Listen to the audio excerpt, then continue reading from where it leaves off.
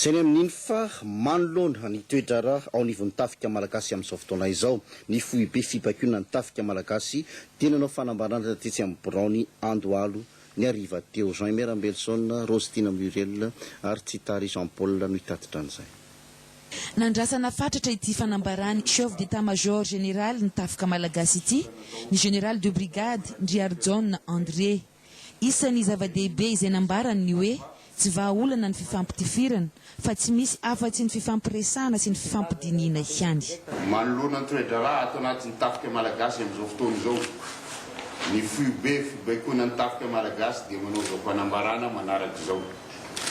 Miantso ny vahoaka malagasy tsy akanavaka, indrindra fa ny fianakaviam-ben'ny tafika malagasy rehetra ampiseho fatinoina lalandava eo anatrehon'ireo fanambarana navoakan'ireo rahalahy sasany mikasika ny fikasana izy ireo anangana filana marani.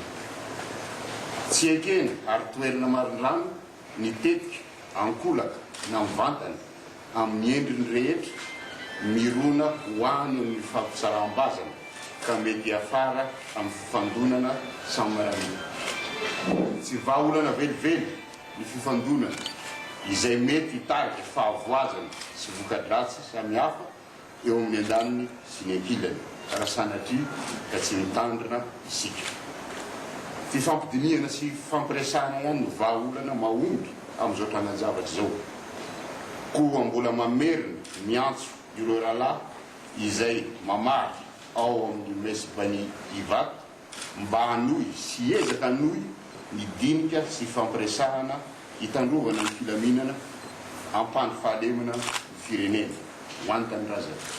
Antenaina araka izany ny isian'ny fitohizan'ny fifampiresahana indray eo amin'ny rotota. Tapitra voavaly avokoa moa ny fanontaniana napetraky ny mpanao gazety teto toy ny fahasarotany raharaha fa tsy maintsy misy hoy ny semgamma ny fifandeferana mba tsy havoatohitohina ny maha iray tsy mivaky ny tafika malagasy.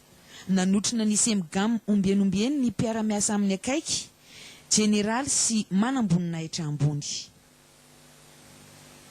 Fa androany maraina dia nitsery akaiky ny zava-misy teny Ivato teny sy ny manodidina teny manodidina ny RFI sy ny Bany ny namana mpiara-miasa mpanao gazety Rostina Muriel sy Mampionina Rajonina ary Ambintso Andriamasy Arivelo tamoro tanoany izy ireo vao niala teny tamin'ny ankapobeny teny lamina ny teny Ivato teny ny zandary sy ny miaramila ary ny polisy hita hoe mifamezivezy teny zany ary ankoatr'izay dia niditra tao ihany koa ny semgamma ny général Ndriarjon André tany tamin'ny forora sasany mahirikely tanoany ary adiny roa taorinan'izay sy vao nivoaka tao amin'ny Bany tao aloha tonga dia ho arahantsika miaraka amin'ny Rostina Muriel Ambintso Andriamasy Arivelo ary Mampionina Rajonina ny teny Ivato. Tamin'ny sivora sasany mahery 2 minitra no tonga teto Ivato ny ekipa ny televiziona malagasy. Toy izao hitantsika amin'ny sary zao ny zava-nisy vao hiditra ny sampanandalana ho any amin'ny Bany Ivato eto amin'ny lahutte canadienne aloha dia zandary vitsivitsy mitampiadina mandamina ny fifamoivoizana. Ny fanindrindrindra tamin'ny fandefasana ireo mpianatra nody. Inona natodina reo?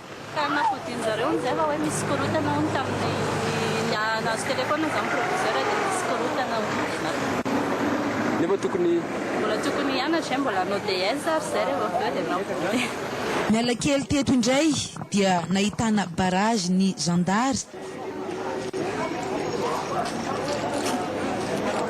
Ny aty amin'ny Bany kosa 100 metatra eo eo miala ny vavahady no mitangorona ny olona samy mienoeno fotsiny.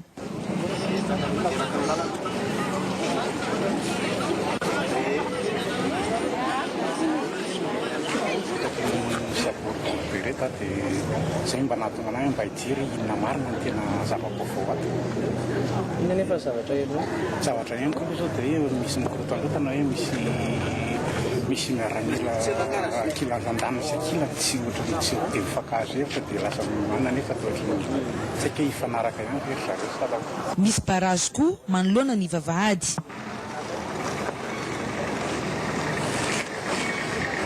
Tamin'ny folora sasany mahery 5 no tonga teto ny semgamma niditra tao amin'ny Bany.